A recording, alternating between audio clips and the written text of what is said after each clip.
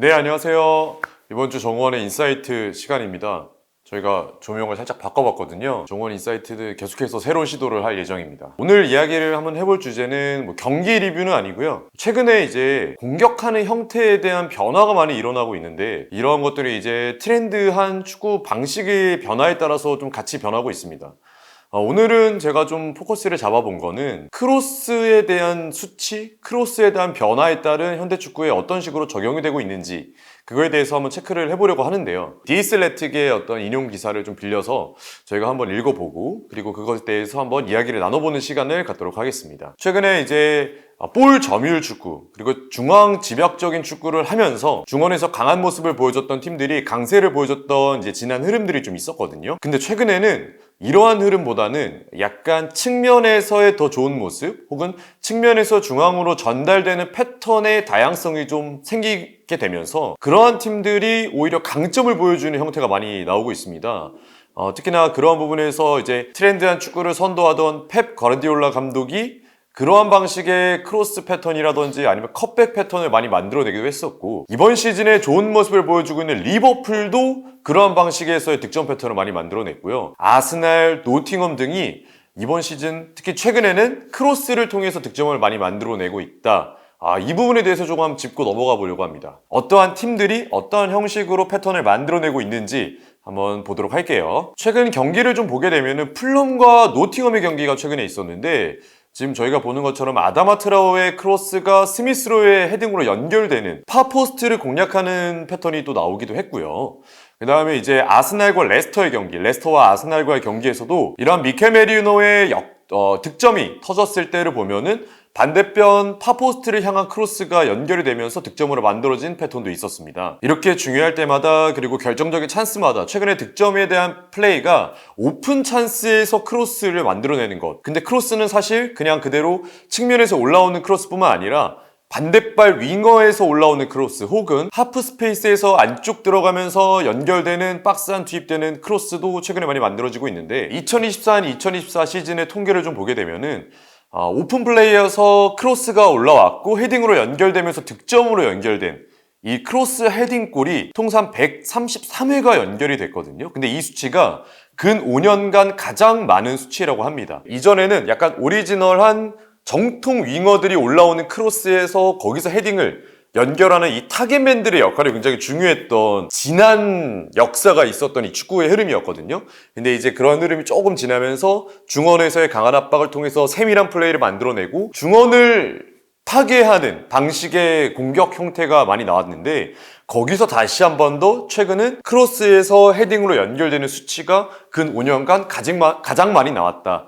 지난 시즌의 통계가 그렇게 이어진 바가 있었습니다. 근데 왜 이러한 측면에서의 플레이가 조금 더 강화되냐? 측면에서 플레이가 조금 더 디테일임이 살아나야지만 득점으로 연결될 수 있느냐? 이런 부분은 사실 축구라는 것이 결국에는 돌고 돌기 때문입니다. 중원에서 세밀한 플레이를 공격적으로 가져가는 트렌드가 생기다 보니까 선수들과 어떤 수비 블록 자체가 안쪽으로 좀 모이는 형상이 만들어지고 5백을 구상하더라도 조금 더 안쪽으로 중앙적으로 좀 세밀하게 블록을 형성을 하게 되거든요. 결국에는 골문이 가운데 있다 보니까 선수들이 안쪽으로 모이게 되는 건데 이렇게 되면은 그라운드에서 비교적 공간이 많이 나오는 것은 측면이겠죠. 그러면은 측면 윙포워드 혹은 측면 윙포워들이 조금 더 낮은 위치에서 볼을 받게 된다면 일명 하프 스페이스의 그 바깥 공간의 터치라인 플레이를 통해서 크로스가 만들어지는 거기서 이제 공격이 출발되는 형태가 최근에 많이 늘어나고 있다는 거예요. 감독들이 여기서 어떻게 플레이를 좀 만들어 볼까? 혹은 이 과정을 통해서 상대 수비를 끌어낼 수 있는 패턴이 뭐가 있을까? 풀백들이 혹은 윙백들이 수비를 할 때 그 윙어들을 막기 위해서 전진을 할 텐데 그렇게 됐을 때 그 뒷공간을 어떤 식으로 노릴 수 있을까? 그러면서 크로스의 방향은 어떻게 설정해야 될까? 크로스의 형태는 어떻게 올려야 될까? 높낮이는 어떻게 해야 될까? 이런 부분에 대해서 고민을 굉장히 많이 하고 있는 현대축구 흐름입니다. 선수의 개인 기량 그리고 이 선수의 유형에 따라서 감독들이 크로스를 어떤 식으로 올릴지를 좀 정하게 되는데요. 이러한 부분에서 가장 많이 두각이 되고 있는 게 일명 백크로스죠. 파포스트를 바라보고 뒤쪽 공간으로 볼을 진입시키는 이 반대편 크로스가 굉장히 또 부각이 되고 있습니다. 전반적으로 시즌을 좀 거시적으로 최근 몇 년간 보더라도 지난 시즌 수치를 조금 더 대입해 봤을 때 파포스트에 대한 공략이 요즘에 굉장히 눈에 띄게 늘고 있다. 근데 그것이 왜 느냐? 이 부분이 좀 포인트가 되고 있는데 결국에는 크로스가 측면에서 올라올 때 선수들은 수비들은 정면을 바라보게 되고 대각선으로 쓰게 되거든요. 이렇게 됐을 때 시야에서 벗어날 수 있는 건 중앙으로 집약적으로 모여있는 수비 블록이 시야 등 뒤가 되게 되는데 이렇게 됐을 때는 반대편에서 들어오는 일명 나와 공과 가장 거리가 먼 쪽에서 들어오는 선수에 대한 마크가 비게 되는 형태가 있다는 거죠. 측면에서 크로스가 올라오게 되면은 선수들의 블럭 자체가 일렬로 서 있지만 다 사선으로 보게 되거든요. 그러면 사선으로 봤을 때는 시야가 반대편에는 조금 보지 못하게 되는 상황이 됩니다. 이렇게 되면 등 뒤로 어떤 선수가 침투하는지를 사실은 맨 뒤에 있는 골키퍼가 일일이 지시해주지 않고서는 그 뒷부분을 확인할 수 없는데 그러한 부분에서 리버풀도 최근에 득점을 많이 올리고 있고 토트넘 같은 경우에도 그러한 부분에서 득점을 많이 올리고 있습니다. 결국에는 정통 스트라이커에게 러닝 점프를 통해서 만들어주는 게 아니라 뒤쪽에서 올라오는 하프스페이스 공간 혹은 하프스페이스 안쪽 공간으로 침투하는 미드필더들, 윙포워들 그리고 심지어는 상대 풀백들이 안쪽으로 들어오면서 득점을 많이 만들어내고 있는 거죠. 네, 지금 이 기록을 보게 되면 백포스트 크로스에 대한 어떤 사용률이 굉장히 올라가고 있는 거를 저희도 수치로 볼 수 있죠. 2018-2019 시즌에 비해서 지금 현재 2023-2024 그리고 2024-2025 시즌에 굉장히 높은 비율로 성장을 하고 있습니다. 특히나 이번 시즌 같은 경우에는 백포스트 크로스의 비율과 성공률이 굉장히 높아지고 있는데 플럼과 아스날에 이어서 아르네 슬롯 감독의 리버풀이 이러한 방식으로 골을 가장 많이 넣은 팀이에요. 최근에 이런 파포스트 그리고 백크로스에 대한 크로스로 8골을 집어넣고 있는데 풀백이나 미드필더가 언더래핑을 하게 되면은 모하메드 살라나 아니면 코디 각포가 더 강한, 그러니까 본인의 주발을 활용해서 반대로 안쪽으로 침투하면서 크로스를 올리는 형태가 계속해서 나오고 있습니다. 이렇게 됐을 때는 반대편 윙어가 백크로스를 좀 막아야 되는 그러한 상황으로 또 연결이 되는 거죠. 특히나 살라 같은 경우에 왼쪽 멀리 떨어진 골대로 그야말로 살라의 트레이드 마크와 같은 그런 가까운 크로스를 올리게 되고 이렇게 됐을 때 예상 골수, 그러니까 골 기대값이 5.4개로 프리미어리그에서 오른쪽 측면에서는 가장 많은 스탯을 또 보여주고 있습니다. 살라의 크로스에 인한 어떤 득점이 연결되는 패턴이 살라의 도움과도 직접적으로 연결이 되고 있고 살라가 어느 식으로 크로스를 올리고 있는지도 지금 현재 보여주고 있죠. 리버풀의 8골에 이어서 앞서 말씀드린 대로 이러한 방식으로 득점을 만들어낸 팀 또 하나가 있습니다. 바로 토트넘인데요. 토트넘에서 특히 이러한 득점을 만들어내는 팀이 브레넌 존슨이라는 겁니다. 브레넌 존슨이 토트넘에 합류한 이후로 백크로스로만 8골을 집어넣고 있는데 그러한 가장 최근의 골은 또 입스위치전에서도 나왔던 부분이 있었어요. 포스테코글루 감독이 토트넘에 합류한 이후에 가장 많이 활용하고 있었던 방법 중에 하나죠. 중앙 지역에 차지하고 있는 크로스가 스트라이커에게 초점이 맞춰지면서 팀 동료가 크로스를 할 때 반대편에서 차지하는 이 윙어가 크로스를 올리게 됩니다. 반대편 파포스트 그리고 백크로스에 대한 비율이 굉장히 많아지고 있는데 이런 흐름에서 하나 더 눈여겨봐야 될 것은 사실 많은 축구 팬들이 알고 계시는 컵백에 대한 비율입니다. 지금 보시고 계시는 컵백에 대한 비율도 최근 2018-2019 시즌부터 봤을 때 굉장히 높은 수치로 올라가고 있고 특히나 작년이죠. 2023-2024 시즌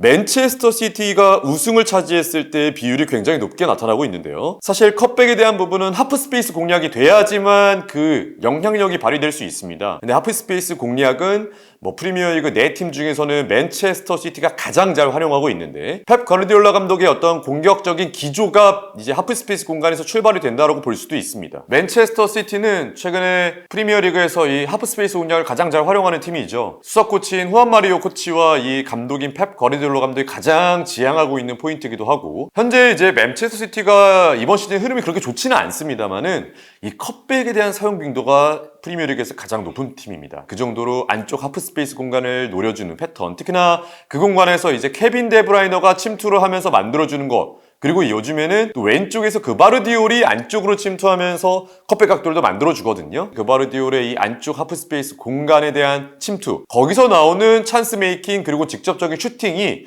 맨체스터 시티의 상당 지분을 또 차지하고 있다. 컵백에 대한 하프스페이스 침투 그리고 이 컵백 패턴도 크로스의 일부분이거든요.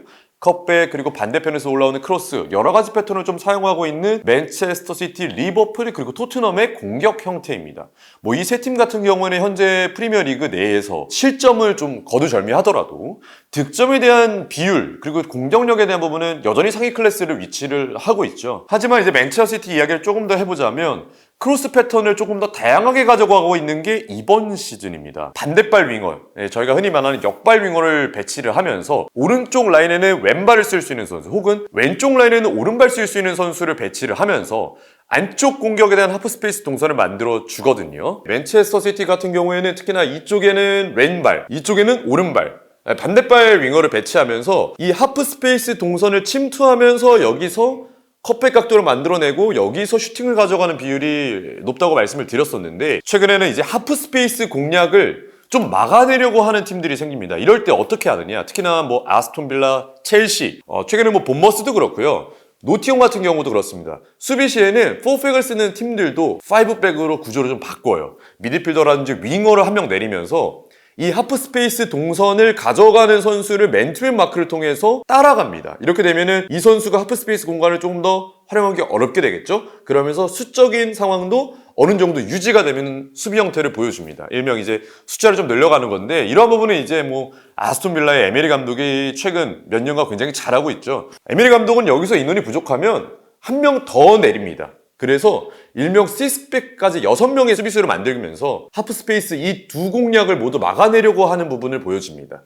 이렇게 됐을 때는 공략할 수 있는 포인트가 사실 하프스페이스에서 많이 없거든요. 맨체스터 시티가 여기서 펩 가르디올라 감독이 최근에 또 크로스 패턴을 보여주는 게 뭐냐면 이 사비누 선수의 정통 왼쪽 윙포워드 구축을 하는 겁니다. 이게 무슨 말이냐면 사비누 선수가 왼쪽 라인에서 배치가 되면 이렇게 됐을 때는 사실 하프스페이스 공략을 하기에 좀 어렵게 돼요. 윙백이 딸려 나왔을 때 이 뒷공간으로 패스가 이렇게 들어가야 되는데, 이렇게 들어가는 동선보다는 사실 오른발 잡이가 안쪽으로 주는 패턴이 훨씬 더 퀄리티가 좋게 연결이 될 수 있거든요. 근데 사비뉴가 요즘에 활용하는 패턴은 볼을 잡았을 때 직선 라인을 활용하다가 이쪽 터치라인 부근에서 혹은 약간 낮은 하프스페이스 공간에서 혼란의 런닝 점프를 활용한 크로스를 올립니다.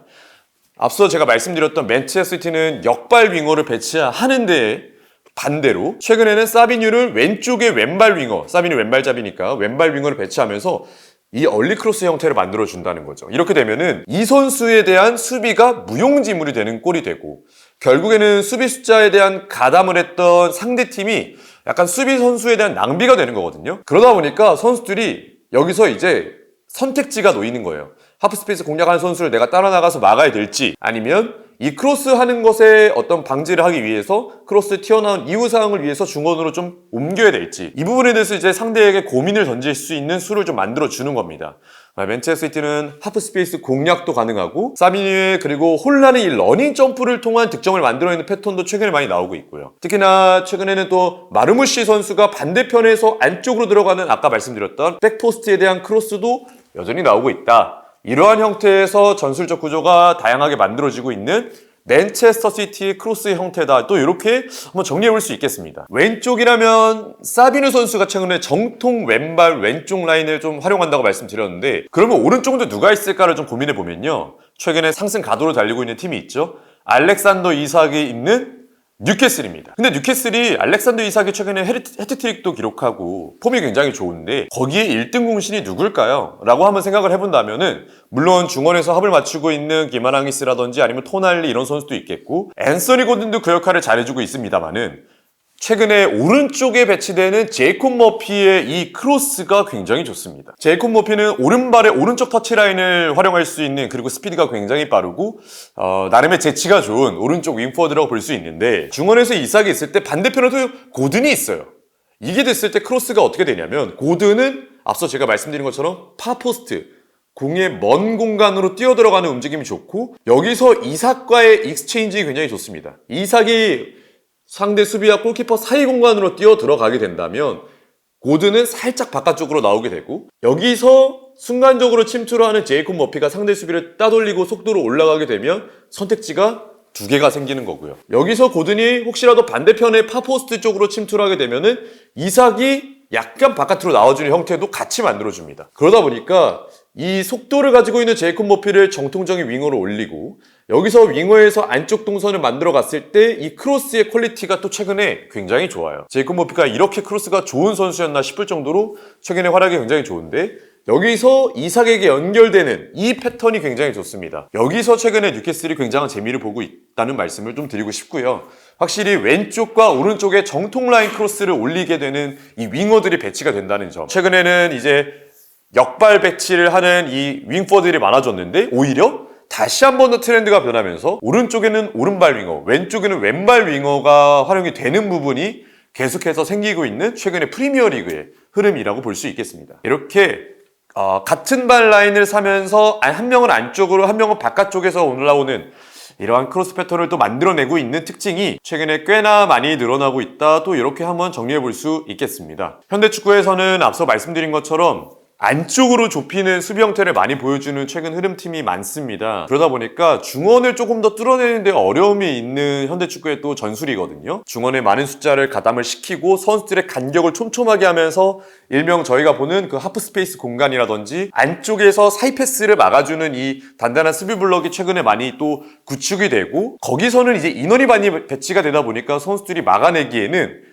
꽤나 쉬운 부분들이 최근에 많이 생겨나고 있어요. 근데 그렇게 됐을 때 결국에 빈 공간은 이 사이드 라인에서 많이 발생이 된다는 점입니다. 그러면 감독들은 사이드 라인에서 어떠한 형태로 만들어질지를 고민을 하겠고 최근에 축구를 보면서 저희가 볼 수 있는 것들은 크로스의 형태, 얼리 크로스 혹은 앞서 계속 말씀드렸던 이 백코트 크로스를 통해서 반대편에서 들어오는 파포스트 공략이라든지 정발 윙어를 배치하면서 러닝에 대한 부분, 선수들이 투입되면서 거기서 만들어지는 패턴, 아니면 직선적인 형태를 통해서 골키퍼와 공격수 사이 공간으로 낮은 크로스를 올리는 정발 윙어들이 최근에는 또 부각이 되고 있고 프리미어리그에서 이런 걸 잘 활용하는 팀들이 성과를 내고 있다. 이렇게 또 볼 수 있겠습니다. 축구라는 거는 전술이 매해 그리고 매월 변하는 또 트렌드로 가고 있는데요. 그런 시점에서 결국에는 제한된 공간에서 축구는 또 하는 그런 특징이 있다 보니까 이 공간을 맞게 되면 반대편이 벌어지게 되고 또 이 반대편을 맞게 되면 다시 한번 이 공간이 벌어지게 되는 수싸움이 계속해서 일어납니다. 거기서 감독들의 어떠한 전술적 포인트, 여기서 어떠한 선수를 배치하면서 어떤 유형의 선수가 더 여기서 효과적인지, 크로스를 올리는 게 좋은지, 공간을 점유하는 게 좋은지, 컵백을 활용하는 게 좋은지, 아니면 중원에서 사이드 침투 패스를 넣어주는 게 중요한지, 감독들의 성향도 거기서 이제 맞물리면서 현대 축구의 공격구도 수비구도가 만들어지고 있습니다. 축구를 보실 때 물론 선수들의 개인 기량을 보는 것도 좋고 저희가 중원에서 풀어나오는 선수들의 플레이를 보는 것도 좋지만 크로스가 어느 시점에 누구에서 발끝에서 올라오면서 어떤 선수의 머리에 연결이 되는지 어느 포인트로 연결이 되는지도 같이 보시면 축구를 보시는데 조금 더 재미난 부분이 되지 않을까 싶습니다. 확률이 떨어지는 크로스의 형태, 하지만 그 작은 확률이라도 조금 더 높은 수치로 이끌어내려고 하는 감독과 수석 코치, 코치단들의 어떤 여러 가지 고민이 담겨져 있는 최근 흐름인데 팬분들도 그런 부분을 앞서 말씀드린 것처럼 어떤 포인트에서 어떤 선수가 그리고 어떠한 공간으로 크로스를 올리는지 눈여겨서 보시면 또 재미있는 포인트가 될 거로 예상이 됩니다. 오늘은 팀 리뷰보다는 어떠한 공격 형태인지 그리고 크로스를 어떻게 활용할 수 있는지에 대해서 한번 확인을 해봤고요. 다음에는 더 유익하고 재미있는 정보로 찾아오도록 하겠습니다. 감사합니다.